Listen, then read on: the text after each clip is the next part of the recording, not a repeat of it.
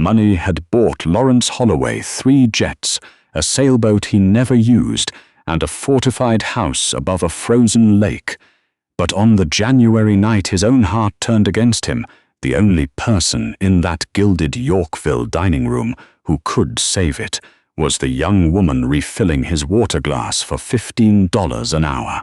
He had been a man who controlled everything: the price of nickel in 3 provinces, the temper of his board, the careful fiction of his own invincibility.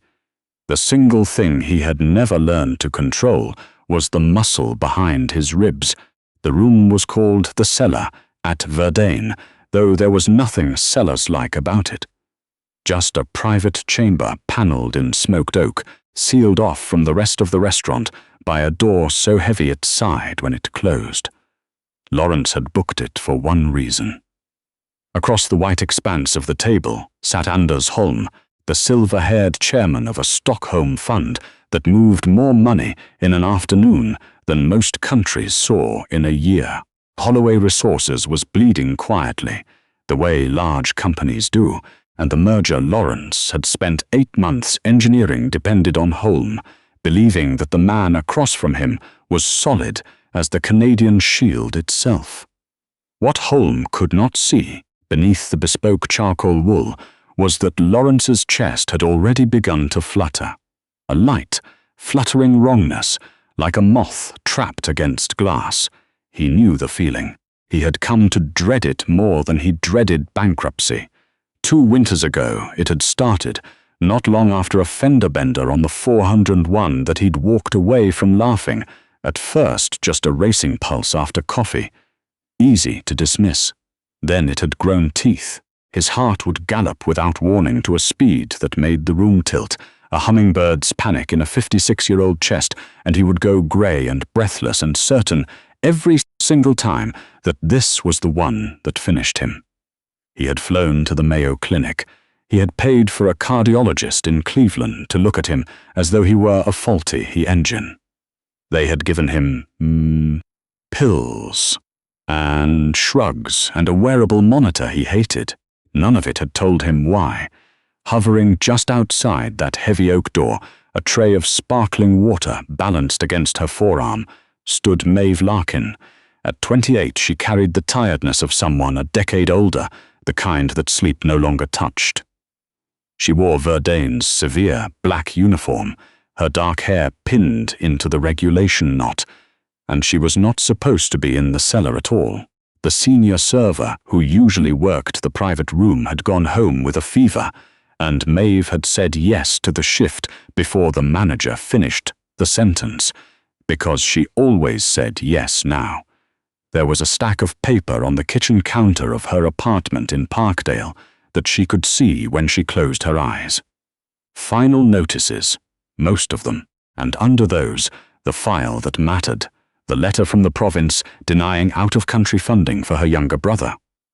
Owen was 15. He had a heart that misfired, a rare, mean little electrical fault called CPVT, the kind that could turn a hockey shift or a fright or a flight of stairs into a cardiac arrest. Sick kids had kept him alive through his childhood, and Maeve was grateful to her marrow for that. But the procedure he needed now, a specialized surgery on the nerves that fed his heart, was done well in only a handful of places, and the nearest was a clinic in Minnesota.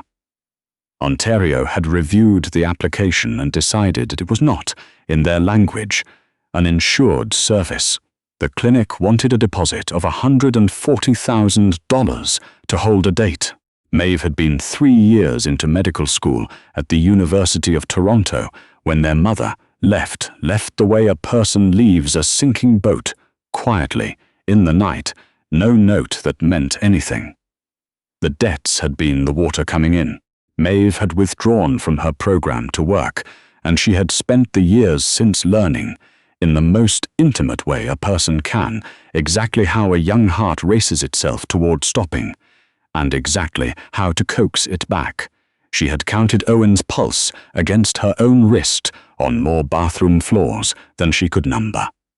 She knew the rhythm of catastrophe the way other people knew a song.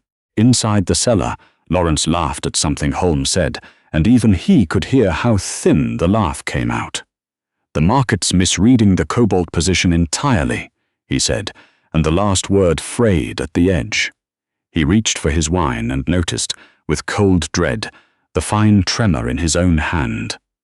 Down the table sat Dr. Julian Reed, Lawrence's private physician, a smooth and unhurried man whom Lawrence paid $300,000 a year to follow him like a shadow and carry a bag full of reassurance. Lawrence loathed him. He loathed the very sight of the leather bag because it meant he was the kind of man who needed one.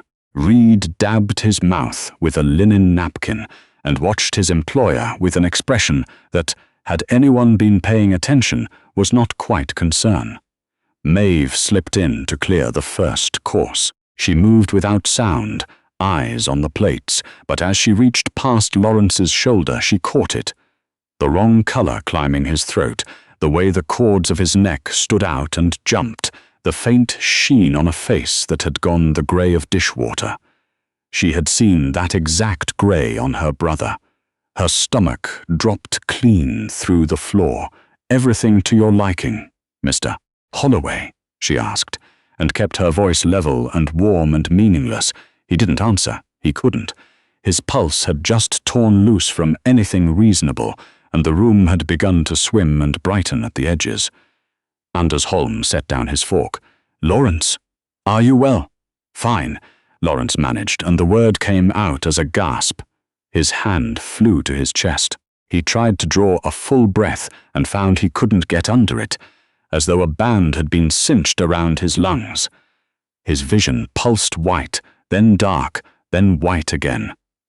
The flutter had become a freight train, and he was tied to the tracks. Maeve froze with the tray against her hip. Desmond Wright, the broad ex-RCMP officer who ran Lawrence's security and had spent the evening doing his best to look like a coat rack by the wall, was across the room in 3 strides. "Dr. Reed," he barked. Reed rose without apparent haste, opened his bag, and drew out a syringe. "Everyone stay calm," he said, in the practiced murmur of a man who has said it many times. "He has a known arrhythmia. I'll manage it." Lawrence half stood, knocking his heavy chair backward. It cracked against the floor. He clawed his collar open, ripped the tie loose, and his face was no longer grey but a deep, terrible plum. He had stopped being a billionaire. He was an animal that could not breathe, and the most powerful people in his life were watching him drown at a dinner table. Anders Holm pushed back against the panelled wall, horror plain on his face. Desmond lunged and caught his boss under the arms as Lawrence's knees gave out, lowering him to the rug. The big man's hands shook. Reed knelt beside them, uncapping the needle, and Maeve saw the vial. She saw it the way you see your own name in a crowd.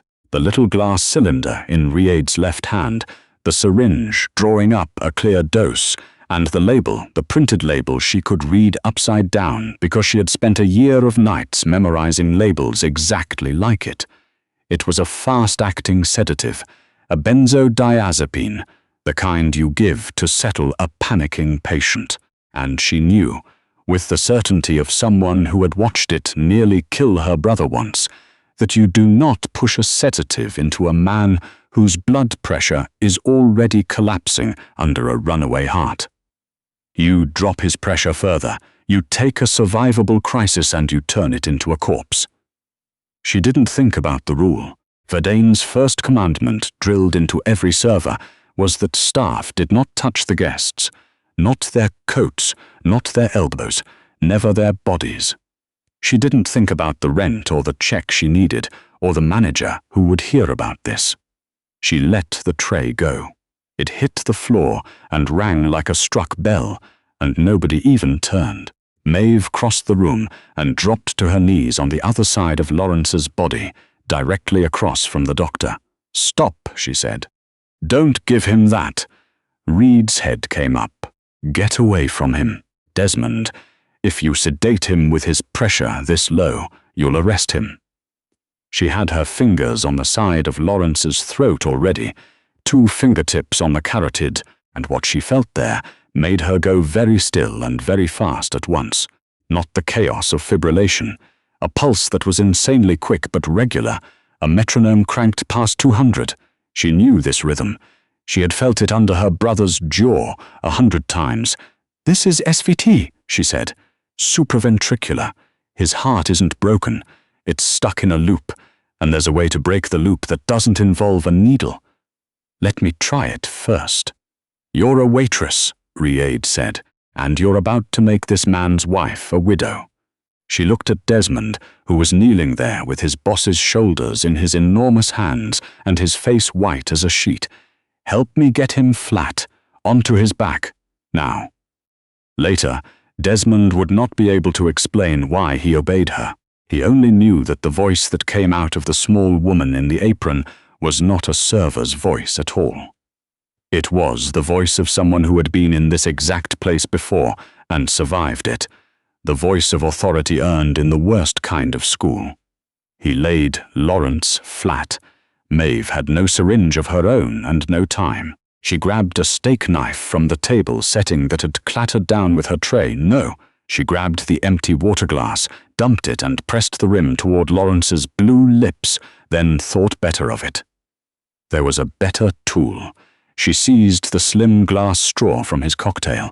"Mr. Holloway, Lawrence, I need you to do one thing."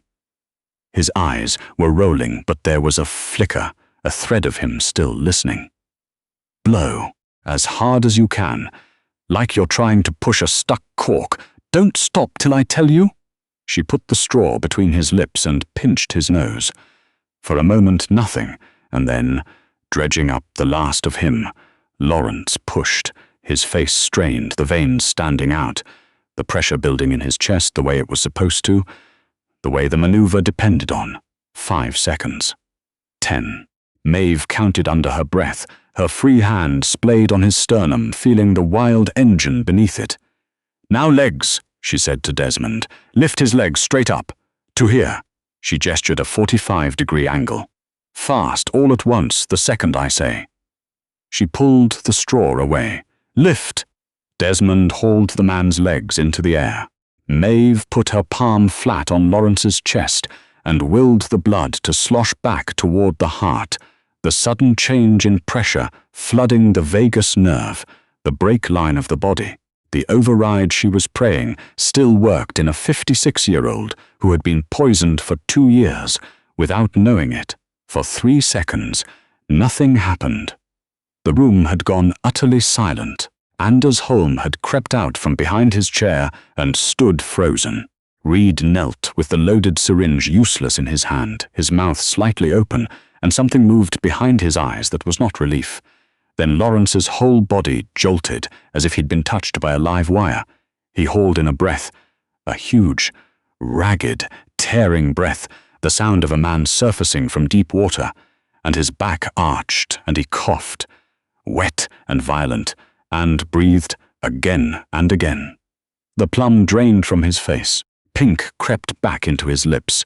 Maeve's fingers were still on his throat, and she felt the metronome stutter, hesitate, and drop down out of the murderous range, down to something a heart could live at, 90-80, a frightened but ordinary pulse.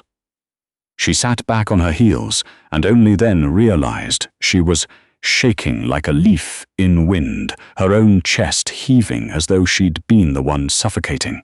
Lawrence lay on the rug, staring at the painted ceiling, dragging in air like a man who has decided to taste each breath. His eyes drifted sideways and found her. The young woman in the black uniform, with the loose strand of dark hair stuck to her cheek. He looked at her, and then at Reed, still frozen with the needle, and then back at her. He pushed himself up onto one elbow with great effort. His gaze fell on his own water straw, slick and bent, lying on the rug beside a fallen serving tray. "Who?" he rasped, and his voice was wrecked, scraped raw. "Who are you?" The following morning, the executive floor of Holloway Resources was as cold as the lake outside its windows, and the cold had nothing to do with the weather. Lawrence sat at the head of the long glass table, watching a soundless security clip play over and over on a tablet. There he was, the most feared man in the Canadian resource sector, going grey, going down, wrestled to a rug, saved by a girl in an apron. He paused it. At the moment, her hand pressed flat against his sternum. He touched his own throat, where there was no bruise this time, only the memory of how close it had been, and he hated the memory, because it told him a thing he had spent 2 years refusing to know. He was fragile. He was not a god of industry. He was a man whose body could betray him at a dinner party in front of the one investor who mattered. The optics could not be worse. Spencer Mallory, the firm's lead counsel, paced the length of the room on silent shoes. Mallory was a man who had long ago stopped seeing people and started seeing liabilities. Holmes Plain left Pearson at 6 this morning. He isn't returning calls. The merger is frozen, possibly dead. Investors forgive a great deal, Lawrence. They do not forgive instability, and there is no word for collapsing over the soup course but instability. At the far end of the table, Dr. Julian Reed sat dabbing his upper lip with a folded handkerchief. He had not slept. There was a tightness around his eyes that he was working hard to keep out of his voice. "Sir, I have to be candid," he said. "What that young woman did was dangerously reckless. The maneuver she used can drop a patient's pressure or trigger a worse rhythm. She got lucky. The correct course was chemical, a controlled sedation, exactly as I was about to administer. We can't have it said that some untrained restaurant employee knew better than your physician." Lawrence raised his eyes, slowly for a long moment, and looked at Reade for a long moment. "My physician," he said, was on his knees fumbling with a glass vial while I turned the color of a plum. "She wasn't lucky, Julian. She was certain. That's a thing you have never once been in my presence." He set the tablet down. "Spencer, what's our exposure? Contained. If we move quickly." Mallory slid a slim black folder across the glass. "The woman's name is Maeve Larkin, 28. Withdrew from medical school at U of T 2 years ago. Family financial hardship. No money, no profile, no standing. I've drafted a non-disclosure that's airtight. She never speaks of your condition, the incident, or her involvement ever to anyone. In exchange, we offer a generous gratuity." He let the word sit. 30,000. "To a server, that's a windfall. She'll sign before lunch." Lawrence opened the folder. Inside lay a check already made out to Maeve Larkin in the amount of $30,000. "I seem to recall," Lawrence said, in a voice without any color at all, promising. Mallory's smile was practiced and patient. "You honest. You promised nothing, Lawrence. You were a man in hypoxic distress. There's no court in this country that enforces a contract shouted by someone whose heart is at 220. 30,000 is the kind of money a woman like that doesn't see in a year. She'll take it and be grateful. I spoke with the manager at Verdane an hour ago." Mallory's voice never changed pitch. "Mrs. Larkin laid hands on a guest in direct breach of their conduct policy. She was let go this morning. She has rent due and a sick brother and no income. She will sign." Across the city, in the cramped back office of Verdane that smelled of burnt coffee and floor cleaner, Maeve sat looking at the very same black folder on a scratched laminate desk. Her hands were trembling, but not with fear.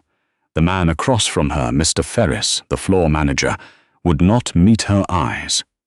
He kept his gaze fixed on a water stain on the wall a few inches above her head. "You know the policy, Maeve," he said. "Discretion. Distance. We don't touch the clientele. You caused an enormous scene. We comped a $40,000 evening to keep Mr. Holm from making it public. He was dying, Mr. Ferris." Her voice came out steadier than she felt. His own doctor was about to push a sedative into a man whose pressure was already on the floor. He'd have stopped breathing before the paramedics found the elevator. That's not yours to decide. Mr. Holloway's lawyer sent this over. It's a severance arrangement. $30,000. You sign the attached document, promising you'll never speak about that night, not to the press, not to your family, not to anyone, and it's yours today." Maeve looked at the check. For one long, treacherous heartbeat, she let herself imagine it. 30,000. It would silence the landlord. It would quiet the worst of the collection calls about Owen's old hospital travel and the medications the formulary didn't cover. It would buy them a few months of being able to breathe, but it wouldn't buy the surgery. The deposit alone was 140. 30,000 was a finger in a dam that was already cracking. It would keep them treading water exactly long enough to watch the date at the Minnesota clinic come and go. And there was the other thing, the promise. "Fix me, and it's yours." She'd heard him. The whole room had heard a man stare down his useless doctor and offer $1 million to anyone who could keep him alive. "No," Maeve said. Ferris blinked. "Pardon? I won't sign it." She pushed the folder back across the desk. "He made that promise in front of a dozen people. He owes me $1 million, and my brother needs every cent of it." Ferris let out a short, disbelieving laugh. "Maeve, he is a billionaire. His lawyers will tie you up until you're sleeping in your car. Take the check. Be smart. Keep it." She stood and untied her apron and folded it wasn't the way she'd trained and set it on the desk between them. "I'm going to collect what I'm owed." 3 days later, the financial pages went up like dry grass. It began with a single anonymous post on a widely read Bay Street watchdog blog, and attached to it was 22 seconds of shaky cell phone video shot from behind a decorative column in a private dining room. Holmes' assistant had filmed the whole thing through the gap in the door. It showed Lawrence Holloway going grey, going down, the chaos, the apron, the hands on his chest. The headline did the rest. "Holloway CEO collapses at private dinner. Hidden health crisis threatens Stockholm merger." By 11 that morning, Holloway Resources had dropped 14%. By noon, it was 19. Hundreds of millions in value evaporated like breath on glass. The board convened an emergency call, and 3 directors used the word succession out loud. Anders Holm released a one-line statement confirming the Stockholm Fund had withdrawn, citing undisclosed material risk.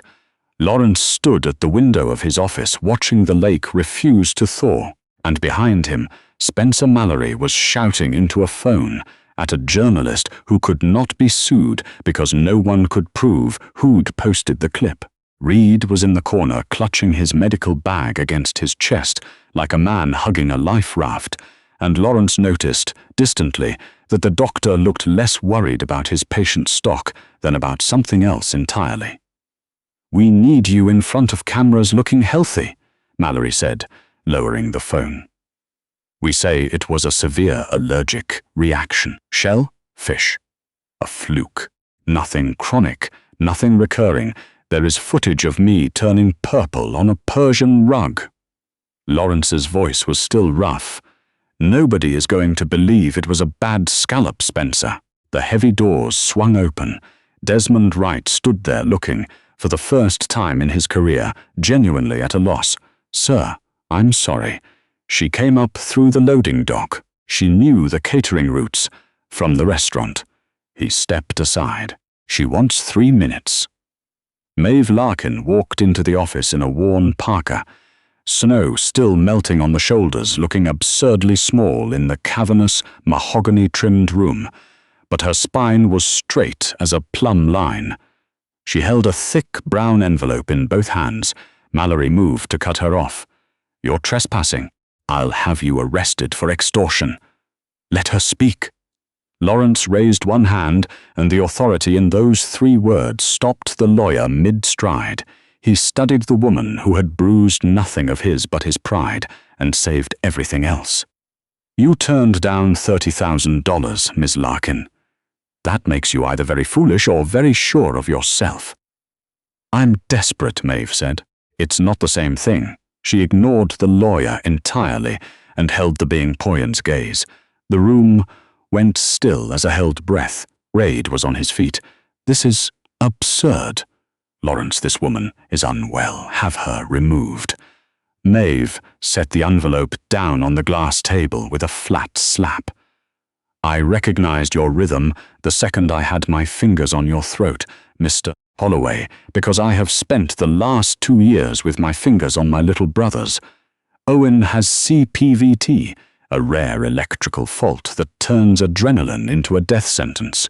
I know what triggers a heart to do what yours did, and when your doctor dropped to his knees beside you, his bag fell open, and I read the labels on his vials. She turned and pointed one steady finger at Julian Reed. He's been giving you a compounded injection, a vitality formula, I'd guess he calls it. A little something for the stress and the long days. Her voice did not waver. It contains a sympathomimetic, a stimulant. He's been winding your nervous system tighter and tighter for 2 years, and then standing over you with a sedative when the spring finally slips. Your accident on the highway didn't start this. He did. The episodes began when he took over your care. Lawrence's brow furrowed. Why would?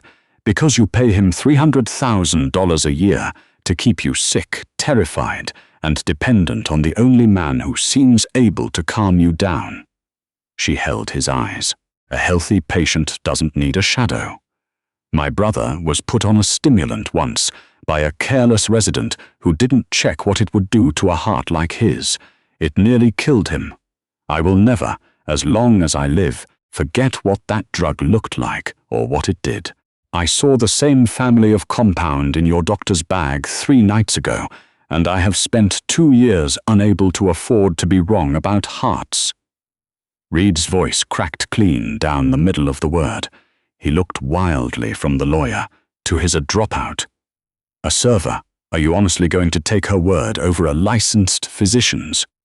Lawrence didn't. Look at him. He kept his eyes on Maeve. How long, he said quietly, did it take your brother's episodes to stop once the stimulant was out of him? 4 days, Maeve said. He hasn't had an unprovoked attack in 14 months. He still needs the surgery to fix the damage the years did, but the suffocating, out-of-now-here terror that ended the moment the drug was gone. Lawrence stood very still. The silence in the room had a weight to it, pressing on all of them. He let his mind run backward along the timeline he had never wanted to examine. The first episode, 2 winters ago. The new physician hired that same season to manage his executive stress, who had insisted on a personalized injectable regimen, who billed without question, who was always, conveniently, the only one able to bring him down. Lawrence remembered abruptly that yesterday in his fury he had refused to let Reed near him, and that for the first time in 2 years he had woken this morning without his chest fluttering at all. He turned his head slowly toward his doctor. Julian Reed had begun, without seeming to notice, to take small backward steps toward the door, his handkerchief crushed in his fist, and the guilt on his face was as bright and plain as a billboard. Desmond, Lawrence said. The big man stepped forward. Sir, walk Dr. Reed out of this building. He leaves his bag, his pass, and his phone at the desk. Lawrence's voice was perfectly level, and if he attempts to contact me, or leaves the province before my lawyers and the College of Physicians have finished going through his records line by line, you have my permission to make his departure memorable. Desmond took the doctor by the elbow. Reed said something high and broken about lawyers and slander, and then the heavy doors closed on the sound of it. Lawrence turned to Spencer Mallory, who looked as though he had bitten into something sour. Tear up the non-disclosure, draft a new contract, today. He paused. Holloway Resources is retaining Ms. Larkin as a senior medical consultant. Her first year's compensation is $1 million, paid in full, by wire, this afternoon. He let that land, watching Mallory's face, and call the hospital for sick children and whatever clinic in the United States her brother needs. Whatever the procedure is, however it's done, My foundation funds all of it, travel included, starting now." Mallory opened his mouth, met his employer's eyes, and closed it again. "Right away, Lawrence." Lawrence Holloway crossed the room until he stood close to the young woman in the wet parka. Up close, he could see the exhaustion mapped under her eyes, the same exhaustion he'd seen on the security footage, and he could see too that the grey was gone from his own reflection in the dark window behind her. He had skipped his injection for 3 days now, out of pure stubborn fury, and he had never felt steadier. "You saved my life twice, Ms. Larkin," he said, and his voice had dropped to something the boardroom had never once heard from him. "Once with your hands, once with whatever it is you carry behind your eyes that let you read a label upside down on the worst night of my life. That's a debt money has no business pretending to cover." Maeve felt the thing she had been holding together for 2 years finally come loose. The fear of losing Owen, the shame of the unpaid notices, the long cold weight of being the only adult in a family of 2, all of it cracked at once, and she did not try to stop the tears that came. She let out a breath that was half a laugh. $1 million covers it just fine, Mr. Holloway," she said. The week after, Holloway Resources held a press conference, and Lawrence stood at the podium, flanked not by his lawyers but by Maeve Larkin in a borrowed blazer. He told the truth, that he had been chronically misdiagnosed and worse, that he was healthy now, that the company was sound, and that the Holloway Foundation was funding a new pediatric cardiac fund at Sick Kids in honor of a young woman who had refused to let him die quietly. The stock didn't just recover, it climbed past where it had started. Anders Holm flew back from Stockholm and signed the merger documents on a grey Tuesday, remarking dryly that he preferred to invest in men who knew the difference between an advisor and a parasite. Owen Larkin had his surgery that spring at the clinic in Minnesota, and the surgeon told Maeve, in the careful way surgeons speak, that there was every reason to expect her brother to grow old.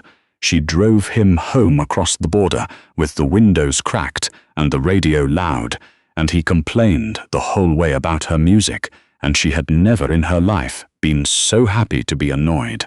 In the end, what the billionaire learned was a thing his money had spent 56 years hiding from him, that real power was never the ability to control the world.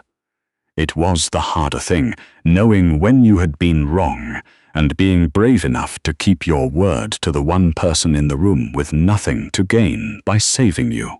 And Maeve, in the autumn, traded her black uniform for a white coat and walked back through the doors she had left to finish what her family's worst year had interrupted, having learned that the people most worth underestimating are usually the ones holding the tray.